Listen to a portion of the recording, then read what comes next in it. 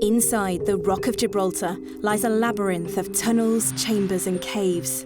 The most significant excavations took place during World War II. Drilled and blasted with nitroglycerine, a garrison city housing 16,500 soldiers was formed inside the lump of limestone. But what lies inside today? What became of the garrison in the rock?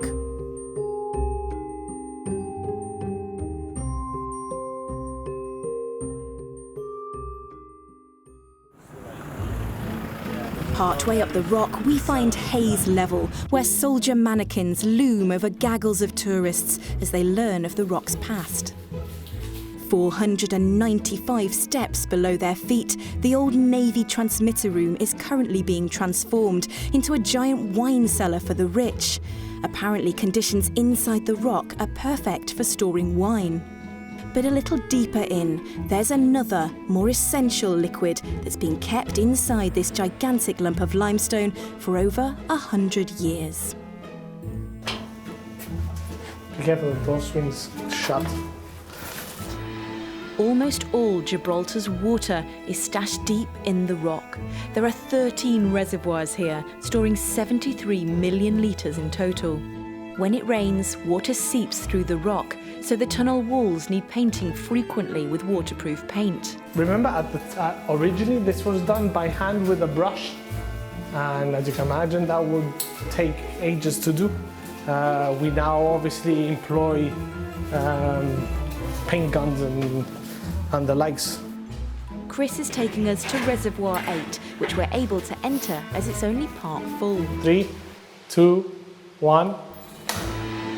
During the excavation, they would drill a hole into the rock, then slot in a dynamite or an explosive, and then obviously light it up, explode it, and then remove the rock that came down. Construction began on the reservoirs in 1898. Water is pumped up from the sea and filtered using reverse osmosis, which removes 97% of the unwanted particles like viruses, bacteria and plastics.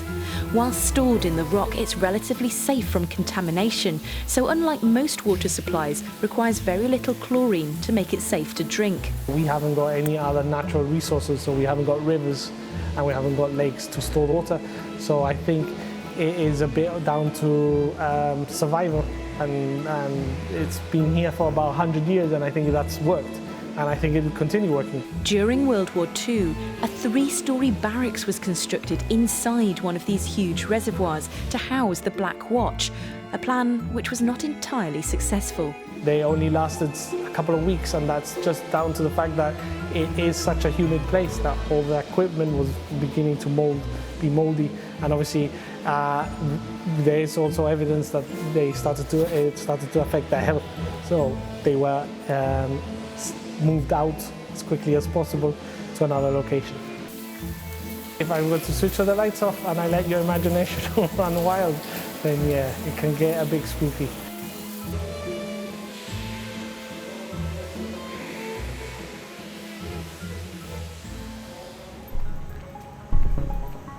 Down at the bottom of the rock, on the site of the old operations room used by Eisenhower to plan the invasion of North Africa, we find something else stored even more securely than Gibraltar's precious water.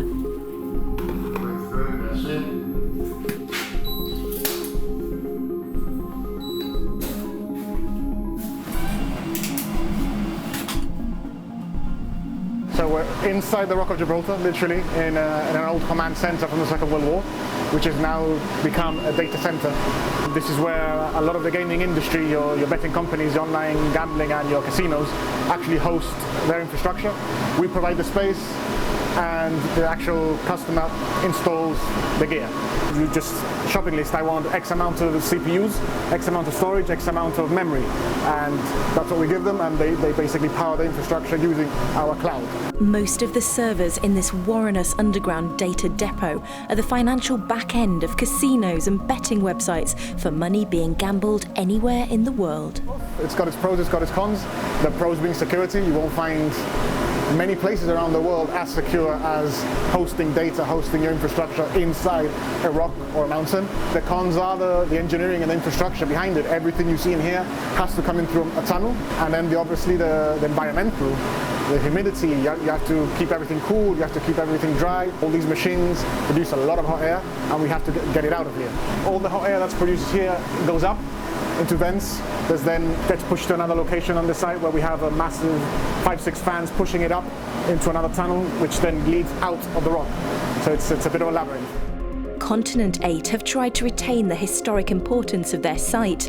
They've restored the Joint Operations Room, and General Eisenhower's office is also underway. Outside of the actual rock there's not a lot of space, and inside the rock there's a lot of vacant space at the moment. And if it's not going to be used for military purposes as it was used in the past, use it for new different technologies or whatever new idea people come up with.